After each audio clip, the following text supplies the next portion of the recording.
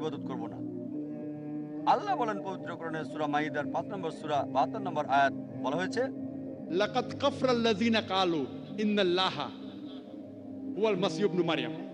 তারা কুফরি করছে যারা বলে মরিয়ম পুত্র মসিহা হচ্ছে আল্লাহ। ওয়া ক্বালাল মাসীহ মসিহা তো বলেছিল, ইয়া বনি ইসরাঈল হে বানি ইসরাইল, উবুদুল্লাহ আল্লাহর ইবাদত করো, রাব্বি ওয়া রাব্বুকুম যিনি আমার রব এবং তোমার রব। ইন্নামা ইউশরিক বিল্লাহ যদি কেউ আল্লাহর সাথে কাউকে শরীক করে, ফাকাদ হারামাল্লাহু আলাইহিল জান্নাহ আল্লাহ তার জন্য জান্নাতকে হারাম করে দেবেন, আল্লাহ তার জন্য বেহেশতকে নিষিদ্ধ করে দেবেন। ওয়া মাওয়াহুন নার ওয়া মা লিযালিমিন মিন আনসার। তার বাসস্থান হবে জাহান্নাম, জালিমদের জন্য কোনো সাহায্যকারী নাই।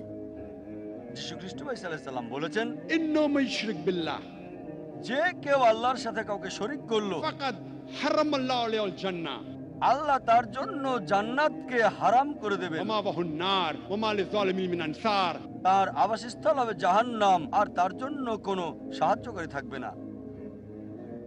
এজন্যই লেকচারের শুরুতে আমি পবিত্র কোরআনের একটা আয়াত বলেছিলাম, সূরা আল ইমরান ৩ নম্বর সূরা ৬৪ নম্বর আয়াত বলা হয়েছে, কুল ইয়া আহলাল কিতাব বলো হে আহলে কিতাব, তাআলাউ ইলা কালিমাতিন সাওয়াইন বাইনা ওয়া বাইনাকুম। এসো সেই কথায় যা আমাদের এবং তোমাদের মধ্যে এক। প্রথম কথাটা কি?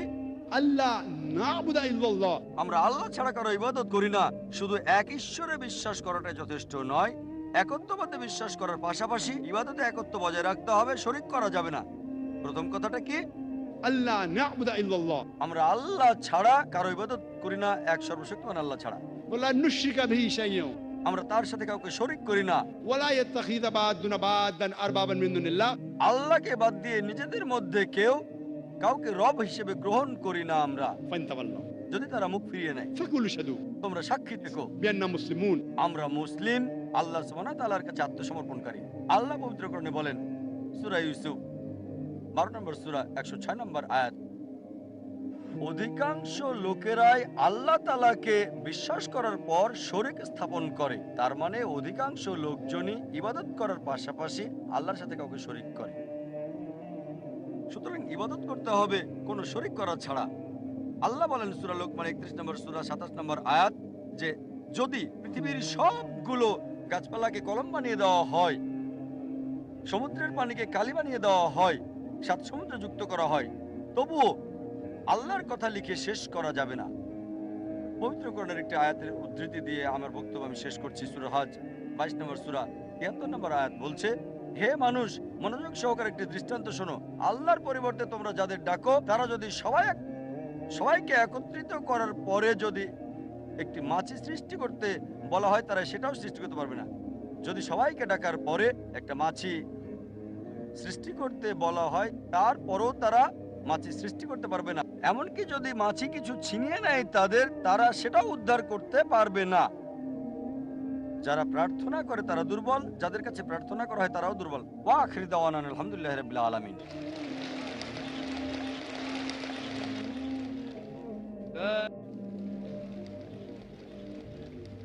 এখন আমরা সন্ধ্যার সবচেয়ে মজার পর্বে যাচ্ছি, প্রশ্নোত্তর পর্ব।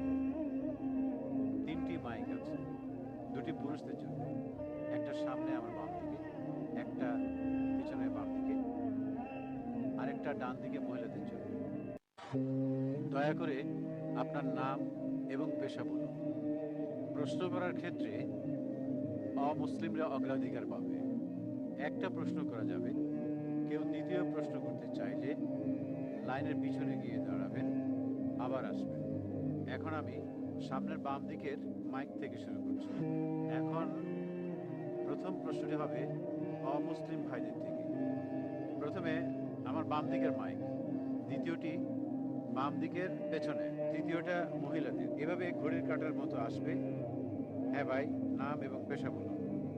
আমার নাম কৃষ্ণ রাও, বিদেশে জেনারেল ম্যানেজার হিসেবে কাজ করছি। সৌভাগ্যক্রমে আমার সৌভাগ্যবশত এখানে আমি এসেছি আমার বন্ধুর সাথে, সে এখানে নিয়ে এসেছে।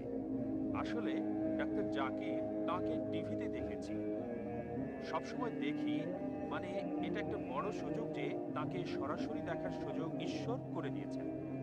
আমার একটা প্রশ্ন, আমার সারা জীবনের সন্দেহ যে কেন ঈশ্বর এক ধর্ম সৃষ্টি করেননি, বা কেন সবার জন্য এক ধর্ম সৃষ্টি করেননি যাতে পৃথিবীতে শান্তি বজায় থাকে? তিনি কি জানতেন নাকি জানতেন না যে এ কারণে এজন্য সমস্যা হতে ভাই, পারে? একটা সুন্দর প্রশ্ন করলেন, খুবই সুন্দর প্রশ্ন। কেন ঈশ্বর একটি ধর্ম তৈরি করলেন না? কেন তিনি ভিন্ন ভিন্ন ধর্ম তৈরি করলেন? তাহলে তো কোনো সমস্যা থাকতো না, কোনো দ্বিধা থাকতো না। আমি তার সাথে একমত, খুবই সুন্দর প্রশ্ন। যদি আপনি কোরআন পড়েন, আল্লাহ কোরআনে বলেছেন সূরা আল ইমরান ৩ নম্বর সূরা ১৯ নম্বর আয়াত, ইন্নাদ দীনা ইনদাল্লাহিল ইসলাম। আল্লাহ তাআলার কাছে একমাত্র গ্রহণযোগ্য ধর্ম হচ্ছে ইসলাম। ইসলাম মানে আল্লাহ তাআলার কাছে নিজের ইচ্ছাকে সমর্পণ করা। যদি আপনি সবগুলো ধর্ম দেখেন, সর্বশক্তিমান ঈশ্বর নবী বা রাসূল প্রেরণ করেছেন এক ধর্ম প্রচারের জন্য।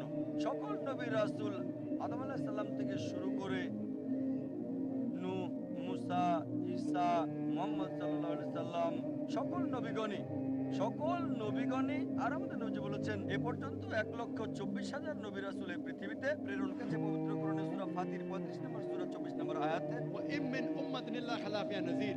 এমন কোন জাতি বা গোত্র নেই যাদের কাছে সতর্ককারী প্রেরণ করা হয়নি। আল্লাহ বলেন সূরা রাদ ১৩ নম্বর সূরা ৭ নম্বর আয়াত, لكل قوم حال। প্রত্যেক জাতির কাছে সতর্ককারী প্রেরণ করা হয়েছে।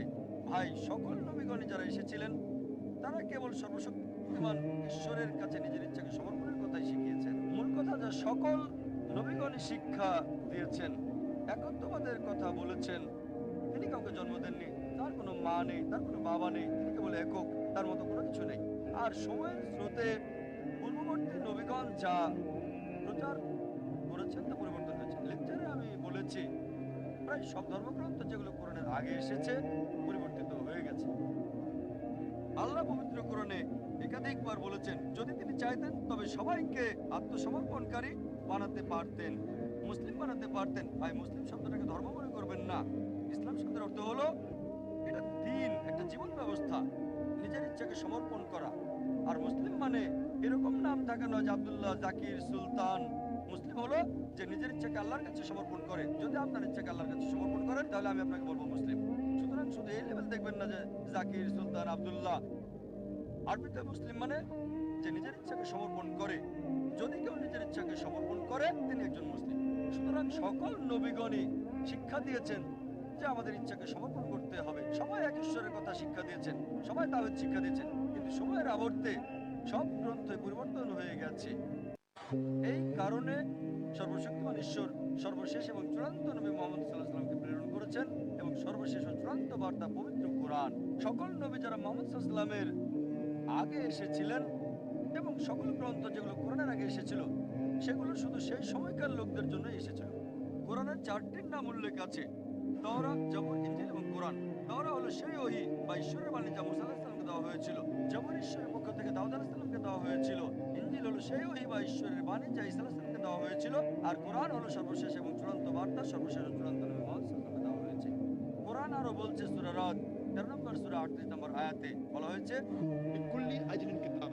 প্রত্যেক যুগেই কিতাব দেওয়া হয়েছিল, অনেক কিতাবই নাযিল করা হয়েছিল, কিন্তু সব কিতাব যা কোরআনের আগের এবং সকল নবী যারা মুহাম্মদ সাল্লাল্লাহু আলাইহি ওয়াসাল্লামের আগে এসেছিলেন তারা শুধু সেই সময় এবং সেই সময়ের লোকদের জন্য প্রেরিত।